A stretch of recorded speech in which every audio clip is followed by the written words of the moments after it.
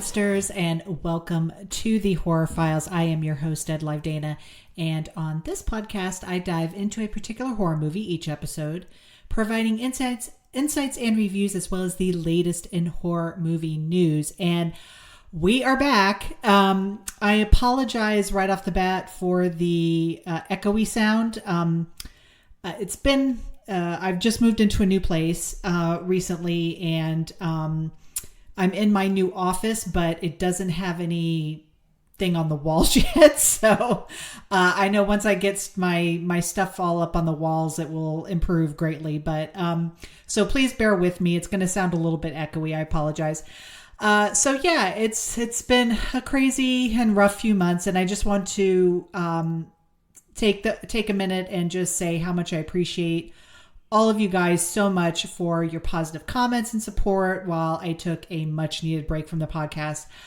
I have missed doing this so much, and I'm just so excited to be back and to bring you guys some great episodes this season. So stay tuned because we are kicking things off with a Stephen King tale of an evil drum-playing monkey that leaves a wake of crazy gory deaths in its path. That's right, monsters. On this episode, I will be talking about the new Osgood Perkins film, The Monkey, from 2025. Oh, that's odd. I don't remember locking this. You wouldn't happen to remember if my aunt had a wind-up toy monkey at the yard sale? Oh, not a cherished childhood memory now, was it? No!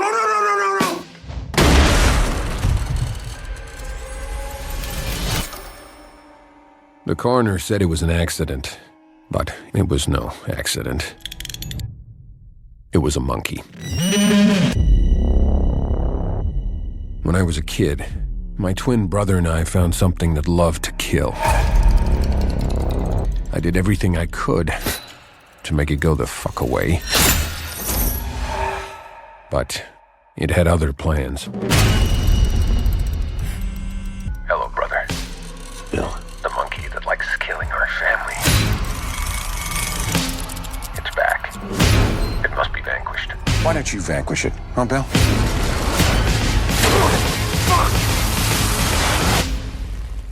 Wait! We have been chosen to witness its power over life and death in its most devious ways.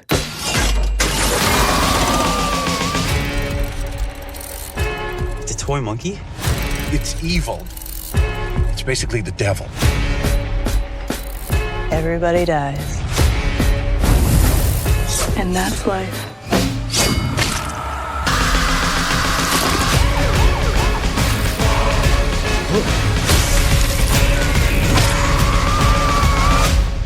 Oh, fuck.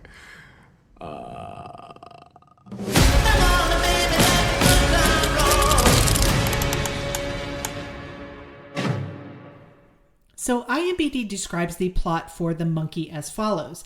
When twin brothers Bill and Hal find their father's old monkey toy in the attic, a series of gruesome deaths start. The siblings decide to throw the toy away and move on with their lives, growing apart over the years. The film was directed by Osgood Perkins, written by Osgood Perkins and Stephen King. Of course, it's based upon his short story and stars Theo James, Tatiana Maslany, and Christian Coveri. So before we get into the film, just a couple little things. According to Osgood Perkins, the decision to have the monkey bang a drum in the film instead of cymbals was actually due to the rights to the cymbal banging version being owned by the Walt Disney Company, as the toy had appeared as a character in Toy Story 3, which is ironic because the cymbal monkey was in Toy Story 3 in the first place because its director, Lee Unkrich, is a fan of Stephen King. And I remember that monkey from Toy Story 3 because I think he was he was still super evil in it. And I think he was the kind of security guard almost for the daycare. So I just remembered this like bank of like kind of black and white security TV screens that he's just like sitting and staring at very ominously. So yeah, it was pretty funny. And of course, this is based on a short story from Stephen King's Skeleton Crew book. So let's just get into it. Please be advised. Normally, I don't do spoilers for new films, for new releases. But I'm going to do it for this one. I'm breaking my own rules here because it's been out for a minute. If this was like opening weekend, maybe even the weekend after, I'd kind of rein it in a little bit, but I'm not going to this time. There are going to be spoilers. I'm going to spoil the end. So here we go. So in 1999, Petey Shelburne, who is played a nice little cameo by Adam Scott, he attempts to return and destroy a drum-playing toy monkey at an antique shop. But before he can do so, the monkey comes alive and plays its drums, and a chain reaction causes the shop owner to be first harpooned with a harpoon gun, but then it retracts and basically brings his intestines completely out of his body. It's a pretty wild first opening kill. So shortly thereafter, Petey disappears, leaving his wife Lois, played by Tatiana Maslany. She-Hulk.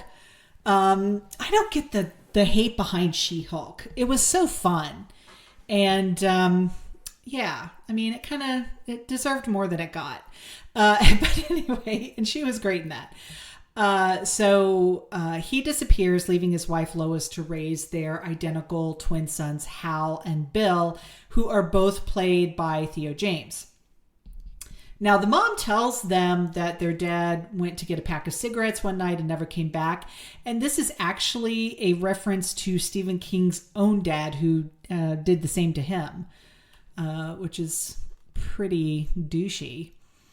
The brothers eventually discover the monkey in a closet containing their father's belongings, and they also find the key to it and wind the key into the monkey. And later that evening, the monkey plays its drums while they are at dinner at this kind of Benihana hibachi place, and it triggers the accidental decapitation of their babysitter, Annie. Oh, fuck.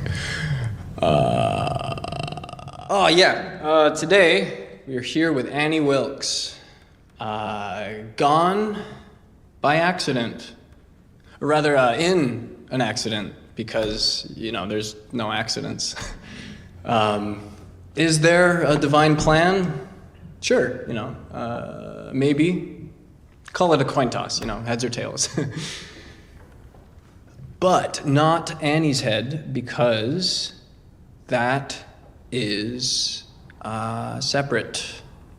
That's a separate issue. Why her, though, right? Why Annie? Why not you? Or you? Everything for a reason, yeah, totally. And it is what it is. It is what it is. The word of the Lord. So just back on that clip, I think it's pretty hilarious that the babysitter's name is Annie Wilkes, or Wilkes, who's, as all you guys probably know, is the protagonist. Kathy Bates played her in Misery. So Bill's bullying of Hal prompts the latter to wind the monkey's key again, hoping it will kill his brother. But instead, their mom Lois suffers a sudden aneurysm and dies right in front of Bill. And overcome with guilt, Hal dismantles and disposes the monkey before he and Bill move to Maine to live with their Aunt Ida and Uncle Chip.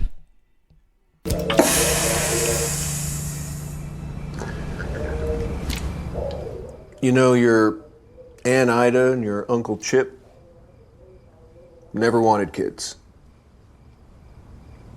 No. Always just kind of preferred a life where you sit down and you don't stand up again until you want to. Also, we're swingers, but oh well.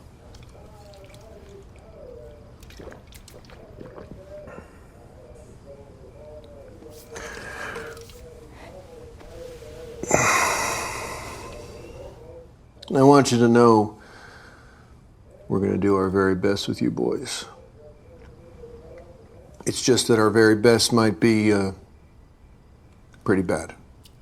So in case you guys couldn't tell from the clip, Uncle Chip is played fabulously by Osgood Perkins himself.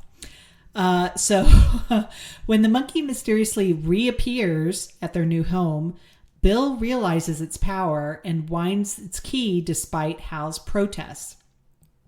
And Chip, their uncle, is trampled to death by a stampede. Shortly thereafter, the brothers decide to seal the monkey in its box and throw it down a nearby well, hoping it will remain hidden. So now we have a huge time jump, and it's 25 years later.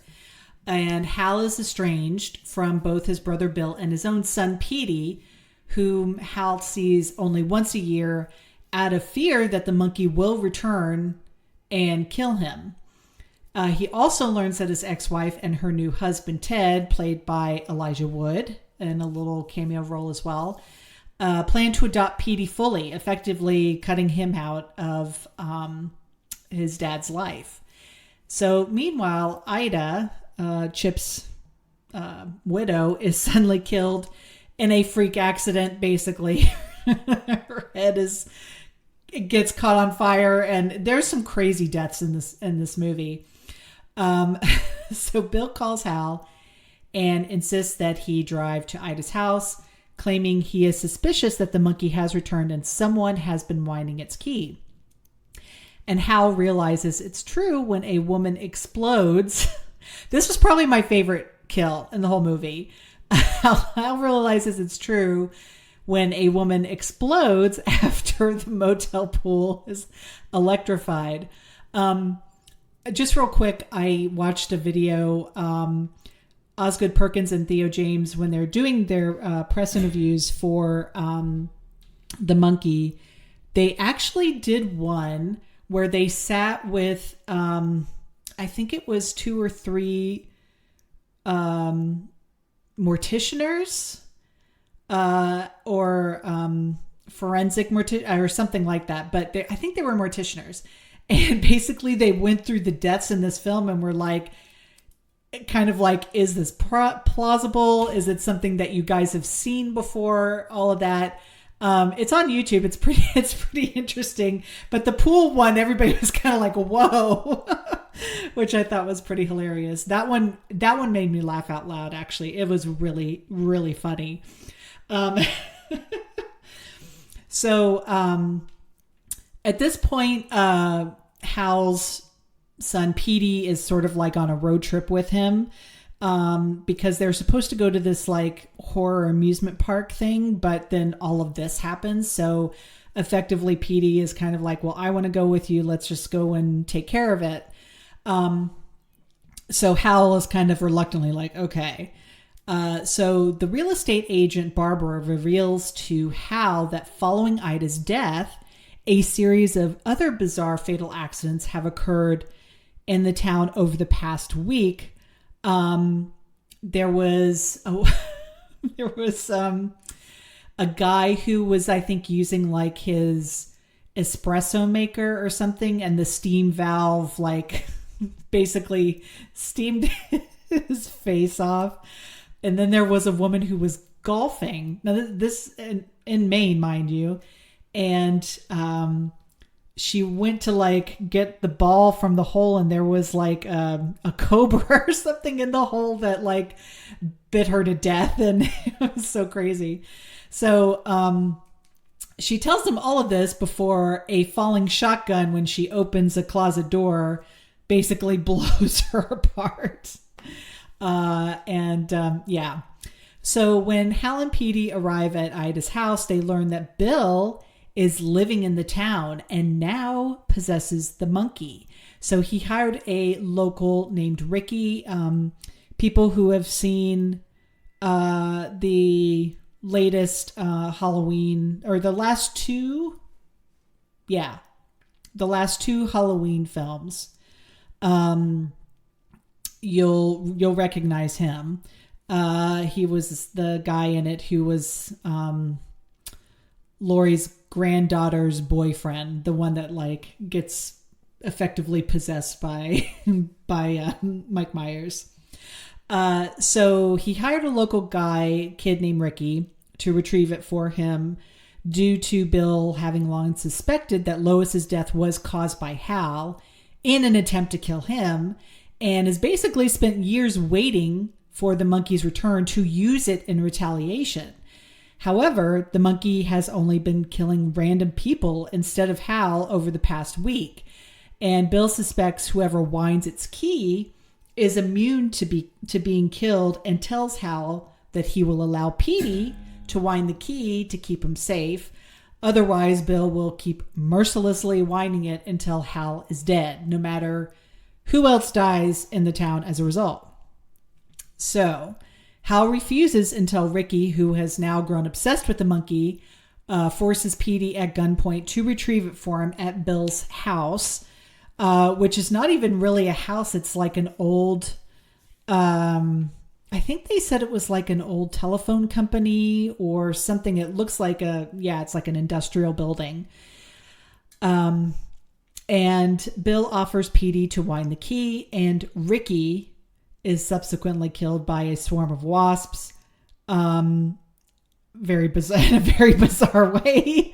Hal enters the house, and Bill, seeing his brother is still unscathed, forces the monkey to drum without winding the key in a desperate attempt to kill Hal. In retaliation, the monkey begins drumming uncontrollably. Usually he just plays his little tune and then that's it. And then he stops. But then he just keeps drumming and drumming and drumming. And we're like, oh shit, what's going to happen? And we're like, the monkey is mad. And so what happens is that uncontrollable drumming triggers widespread death and destruction throughout the entire town. So Hal's ex-wife and Ted are also killed in this. And when Bill finally gives up, the brothers reconcile over their shared grief for their mother and apologize to each other. But shortly thereafter, the monkey beats its drum one last time, and Bill is suddenly decapitated by a bowling ball bearing Lois's name. So driving through the now devastated town, Hal and Petey accept their fates as the monkey's owners to prevent the key from ever being wound again. And a pale, black-eyed man riding a horse, which this is a call back actually from something that was mentioned earlier in the film. The pale horseman passes by and acknowledges them, and Hal, determined to reconnect with his son, suggests they go dancing, as it is something that Lois had loved to do, and Petey accepts. And that is the monkey. Excuse me. So let's go into this a little bit more. I want to give you a little bit of the short story that was King's original story, because they are a little bit different. So basically, in the short story version, we do follow a man named Hal. He's a man that's haunted by a wind-up monkey that brings death and misfortune. And the story of this, though, begins when Hal's son, Petey, discovers the monkey in a box while exploring the attic of Hal's childhood home. And Hal reacts with dread, and he recalls his childhood experiences with the toy. The movie is done... It's really funny because this movie does feel like an Osgood Perkins film, but it also feels definitely like a Stephen King film. And I'll tell you why. It's because of the use of narration. Because Hal narrates a good chunk of this film and the events that happened in his childhood before we get to the 25 years later. So it felt very much like kind of Stand By Me in that quality. It has like that similar kind of narration like running through it, which I actually didn't mind. I didn't mind that at all. And I think it worked. So in the flashbacks in the short story, Hal remembers finding the monkey among his father's things. And as a child, he noticed a disturbing pattern whenever the monkey clapped its cymbals. A death or calamity followed. These events included the fatal fall of Hal's childhood friend, Johnny McCabe, from a treehouse. The death of his Aunt Ida's cat, which was run over by a car. And believing the monkey was cursed, Hal threw it into a dry well near his home. So not too different. And then decades later, the monkey inexplicably resurfaces, and its reappearance unsettles Hal, who fears for the safety of his family. And determined to destroy the toy, Hal and Petey go to Crystal Lake. Interesting, Crystal Lake. With the monkey in a flight bag weighted with rocks. And Hal rows to the deepest part of Crystal Lake, where he throws the bag into the water. As the bag sinks, Hal hears the faint sound of the monkey's cymbals clapping. During the disposal, the boat starts breaking up, but Hal manages to swim ashore safely to Petey. And the story ends with a newspaper clipping showing that hundreds of fish in the lake have died as a result. So they've obviously, expanded the story. They've put more tension in terms of, sibling tension with sort of the twin brothers and the death of their mother. So it's a little bit different, but the kind of essential crux of it is similar. When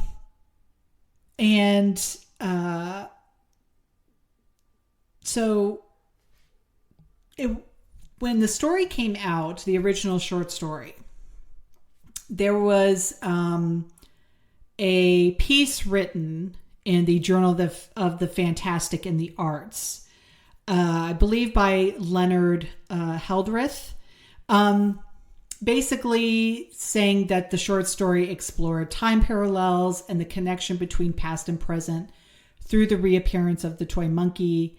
When Hal finds the monkey in kind of like a deteriorating box, it vividly recalls his childhood, sort of prompting him to quote his long dead Uncle Will and compare the scene to a closet in his childhood home in Hartford, basically saying like, I'm not going to think about that.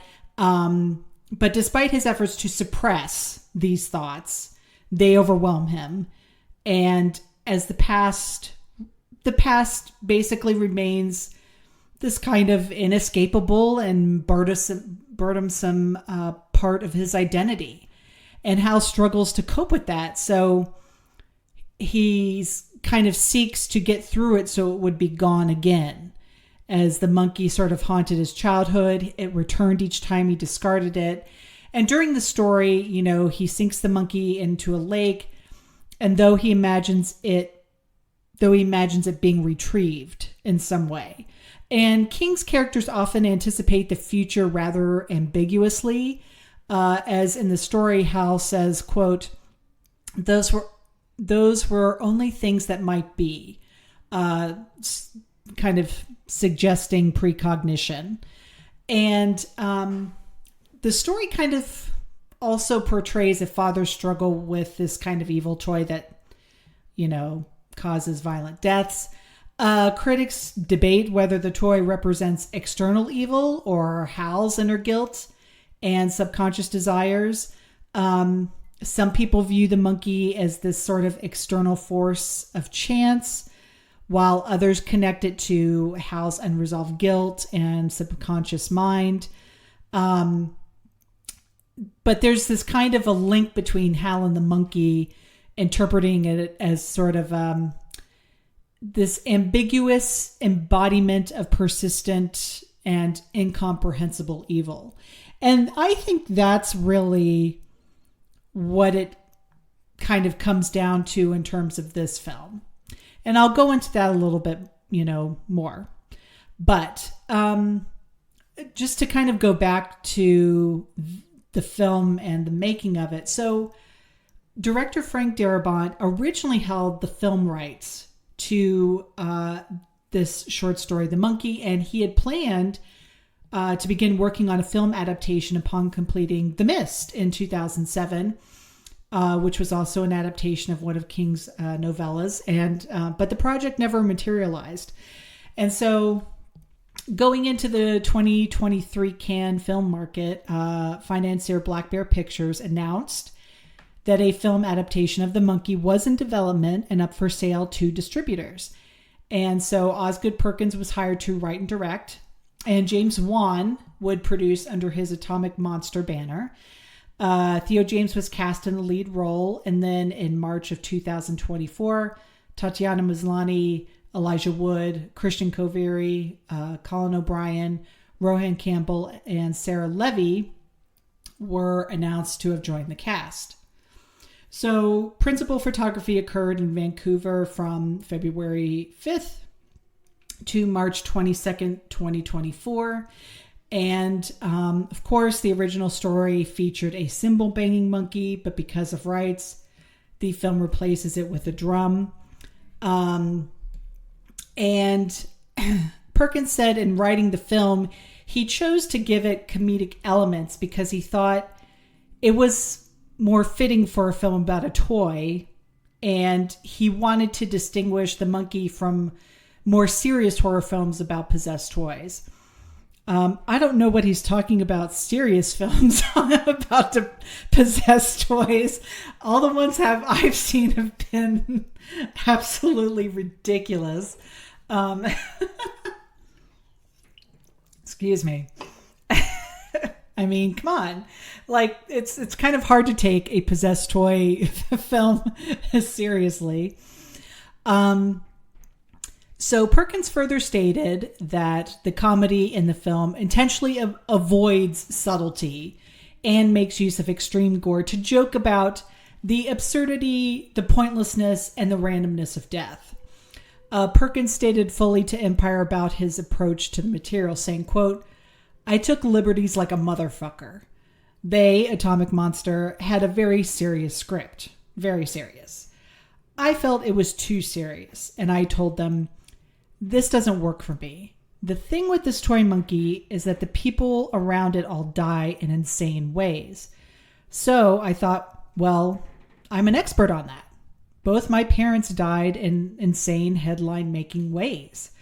I spent a lot of my life recovering from tragedy, feeling quite bad, and it all seemed inherently unfair. You personalize the grief. Why is this happening to me? But I'm older now, and you realize this shit happens to everyone. Everyone dies, sometimes in their sleep, sometimes in truly insane ways, like I experienced, but everyone dies. And I thought, maybe the best way to approach that insane notion is with a smile. And I love this. And this is exactly how the monkey plays. So the film's official trailer, released on January 16, 2025, my birthday, and amassed over 43 million views online within 24 hours. After 72 hours, it had over 100 million views. And according to Neon, this made it the most watched independent horror film trailer ever. In late January, Neon attempted to air a trailer for the film on 4 major television networks, and all 4 rejected the studio, citing the film's, quote, excessive violence. Neon released screenshots of the email discussions with the networks, although identifying information was redacted. And as part of the film's marketing campaign, Neon opened an online application for churches to seek permission to screen the film alongside theaters. Additionally, Neon partnered with Bloody Disgusting to hold a giveaway for an exclusive resin sculpture of the titular monkey toy. Deadline Hollywood reported that the film's marketing cost was around $10 million. So in May of 2024, Neon won a bidding war between multiple U.S. distributors for domestic rights at the Marché du Film and set a theatrical release date for 2025. And the film was released in the U.S. on February 21st, 2025. The Monkey marks the second collaboration between Neon and Perkins after Longlegs in 2024. Prior to its official February release, the film was screened early in January at Grauman's Egyptian Theater as part of Beyond Fest. Audiences polled by CinemaScore gave the film an average grade of C+ on an A+ to F scale, while those surveyed by PostTrack gave it an average 2.5 out of 5 stars, with 49% saying that they would definitely recommend it. Brian Tallarico of RogerEbert.com gave the film 3 out of 4 stars and wrote, quote, "Perkins has always been a formally confident filmmaker, but The Monkey contains some of his most striking imagery, shot through with malice by Nico Aguilar and perfectly assembled by editors Graham Fortin and Greg Neig, who also cut Longlegs." Peter Travers at ABC News said the film, quote, "loses steam in its final section," but added, quote, "King and Perkins are still a dream team of fright masters when it comes to revealing the psychological dread lurking under the macabre monkey shines that keep us up nights." The Atlantic's David Sims wrote, quote, "In the hands of another director, the tone could wobble too wildly. Perkins is a specialist in making childhood trauma feel grounded and relatable. However, and that holds true for the loopy scares in his latest movie." Siddhant Adlaka from Inverse gave the film a less positive review, describing it, quote, as totally haphazard and criticizing it for a, quote, lack of dramatic coherence. He argued that the film's irony and snark undermine any intended commentary about parenthood or death, comparing it unfavorably to Deadpool.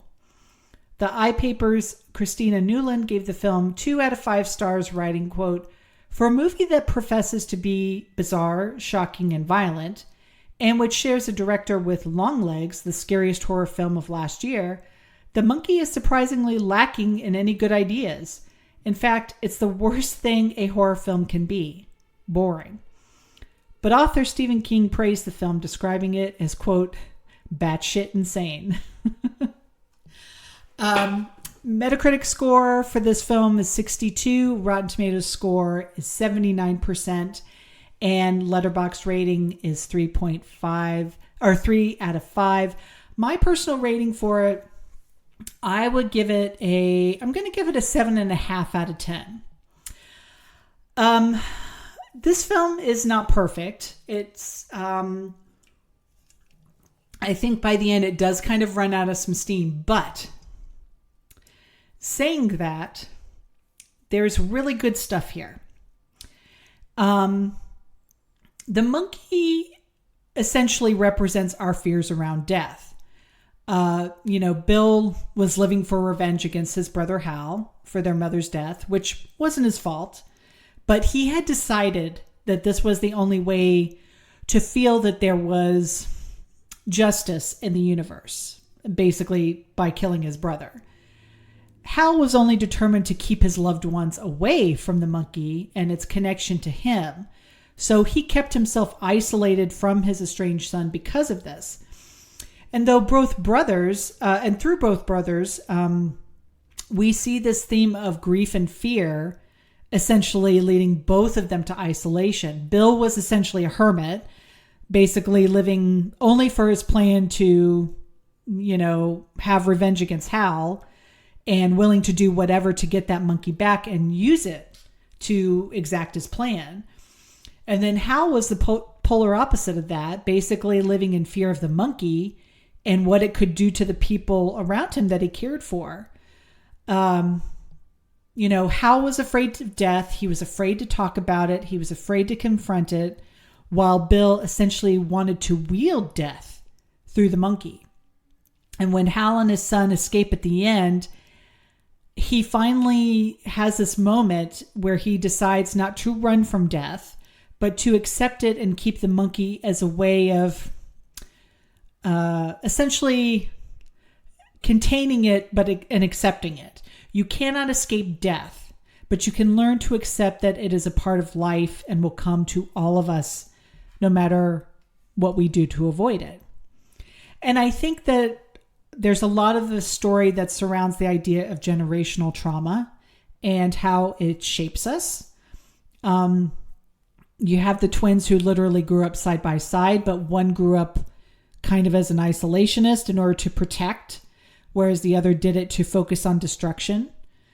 And you see how even the parents kind of pass down their traits to each of their children. You know, you have Hal offering to dance with his son, finally at the end, kind of showing that he was sort of embracing what his mom had showed him, that even in the midst of death and grief, we have to find moments of joy. And even with his dad, you know, we know that he wasn't running out on his family because he was a dick, you know, it was to protect them, just like Hal was trying to do with his son. And sort of the idea of nurture and nature is also an aspect of the film. You know, seeing as the two twins are juxtaposed as positioned as identical, until this kind of like hilariously stupid realization that Bill just could have cut the generational trauma passed down to him by, you know, stop being an asshole. And the kills are definitely cartoonishly gory. They're fun. And it's sort of, and they're not just for, I want to go back to like what Osgood Perkins said. It's highlighting this kind of thesis of the film, which is basically that death is absurd. It's so random and it's relentless and it doesn't bargain with you. And there's something so refreshing for me about sort of putting that tiger on the table and laughing at it, you know, because death is something I think that we take very seriously. And I think showing this that, yeah, it sucks and it's horrible and can hit very close to home. But there's something about making it absurd that sort of is kind of comforting. You know, it's in the end, we're left without our loved ones, but we still have those memories and the things about them that made them special and that always stick with us. And by the end, you know, Hal has just been running and running and running from all of this. And by the end, he's like, okay, I have accepted that I cannot control death, the monkey. So I need to keep that close to me so that it isn't scary for me. And also to not be, to be able to process your grief in healthier ways. And so he kind of realizes, you know, my son has never known his, you know, who his grandmother was. And what a way to kind of keep her memory still going and to kind of find joy in these absurd times, which is, I feel like, exactly what we need right now. You know, I have lost people, you know, that know me, that listen to this. I have lost both of my parents. I don't have any brothers or sisters. And it's having a death like that of your mother, your father, it changes you in a completely fundamental way forever. And, you know, time makes it easier, but it's still always like a piece of you has been removed forever. And excuse me. And I think why I like this is because, there was, I'll say right now, when I was watching it in the theater, there were these girls that were up front and were like laughing like crazy during some of these gory deaths. But then when the pale horseman came up again, when he started like riding past Hal, one of the girls was like laughing and she's saying something like, I have no idea what's going on. But so I think this movie may not hit everybody in the same way. As it did with me. I liked what this had to say about grief and death, and sort of, it's a very black take on death. And maybe some people are kind of like, oh, I don't think that's good to make fun of it or to, make like a comedy out of it or anything like that. But when you lose somebody like that, I don't know about any of you who are listening who have experienced that. But I know for me, being able to laugh at the absurd, at the ridiculousness of death, at the how kind of bizarre it can be, it's cathartic. It can be cathartic. And I'd much rather, I guess, embrace the joy and the absurdity of death than to kind of wallow in the sadness and the grief of it. So, but that's just me. So I definitely recommend the film. I think it's very rewatchable. I went out of the theater and I was like, yeah, I'll do that again, Excuse me, losing my voice. It's a fun film. It actually is. It's not perfect. It does suffer from, some issues with pacing and kind of how things sort of wrap up. But overall, I think it works. And yeah, I definitely recommend a watch of it. The movie is available to watch in theaters nationwide. However, since Neon has an exclusive U.S. streaming deal with Hulu, it will likely come to that streaming platform eventually, though no info has been released on it yet. So that was The Monkey, and now let's head over to the Horror Files News Corner.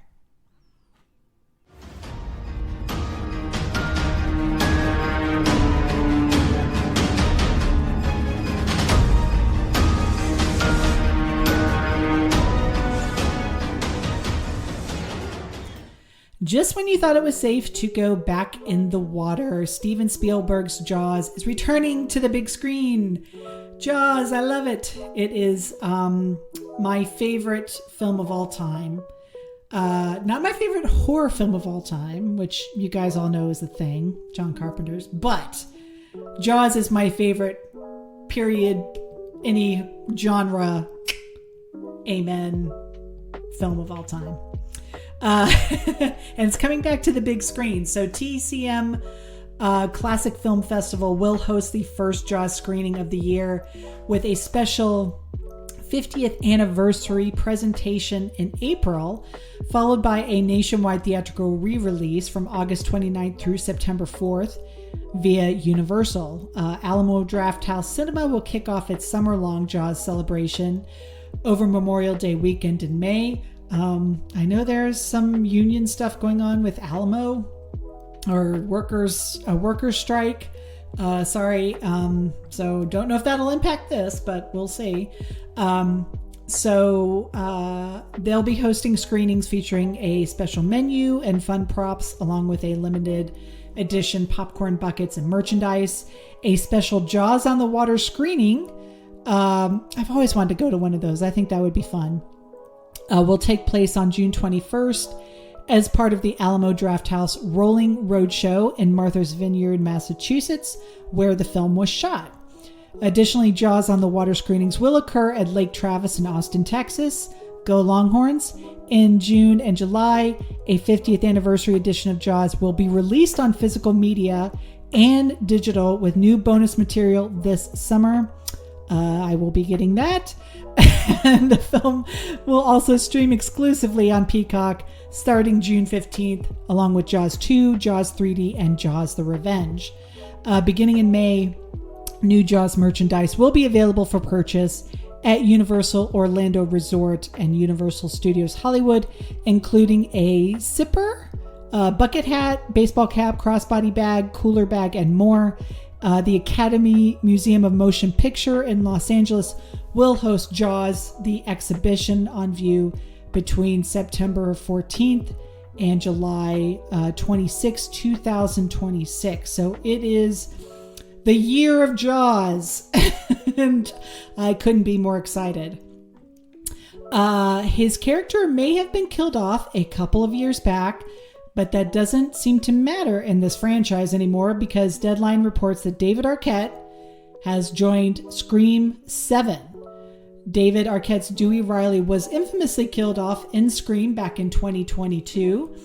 And for what it's worth, Deadline notes that Arquette is indeed playing Dewey in Scream 7. How the hell is he back? Well, Matthew Lillard is coming back as Stu Macher, and Scott Foley is coming back as Roman Bridger. Deadline notes, quote, the trio played characters who died in the franchise and are returning in a surprise way. Details regarding how Arquette comes back and the film's plot are currently under wraps. The 7th installment will release in theaters on February 27th, 2026. It's interesting to note that Dewey Riley, who's been a staple of the franchise back to the original Scream, was killed off in Scream 2022 by Amber Freeman, played by Mikey Madison, who just won an Academy Award. Neve Campbell is also back next year, and as Sidney Prescott. So we're getting her back alongside Courtney Cox as Gail Weathers, with fellow franchise stars, like I said, Matthew Lillard, Scott Foley, Mason Gooding, and Jasmine Savoy Brown. They are also set to return. Newcomers for this next film include Celeste O'Connor, McKenna Grace, Sam Rector, Asa Gertman, Anna Camp, Isabel May, Mark Consuelos, Ethan Embry, and Joel McHale as Sydney's husband, Mark. Oh, God, not Joel McHale. I hate that guy. Original screenwriter Kevin Williamson will also be directing Scream 7, so eyes out for that. Originally maligned as a critical and commercial failure upon its release in 2009, Jennifer's Body has since been reappraised as a misunderstood cult classic. In the wake of the newfound appreciation, rumors of a sequel have surfaced. Amanda Seyfried, who starred alongside Megan Fox, teased the follow-up at a recent Toronto screening of her film Seven Veils, saying, quote, I think we're making another one. I didn't confirm it. I said, I think, she winked. We're working on it.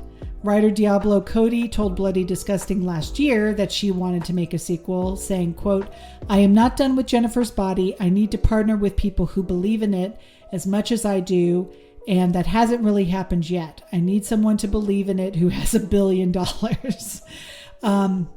In the Karen Kusama directed film, a newly possessed high school cheerleader turns into a succubus who specializes in killing her male classmates, leaving it up to her best friend to put an end to the horror. So that's it for this week. Thank you guys so much for listening. As always, you can find me on Letterboxd, Twitter, and Threads at DeadLiveDana. And if you have any questions, suggestions for future episodes, or movies for me to talk about, you can email me at deadlivedana@gmail.com. And until next time, monsters, stay safe, and most importantly, stay spooky.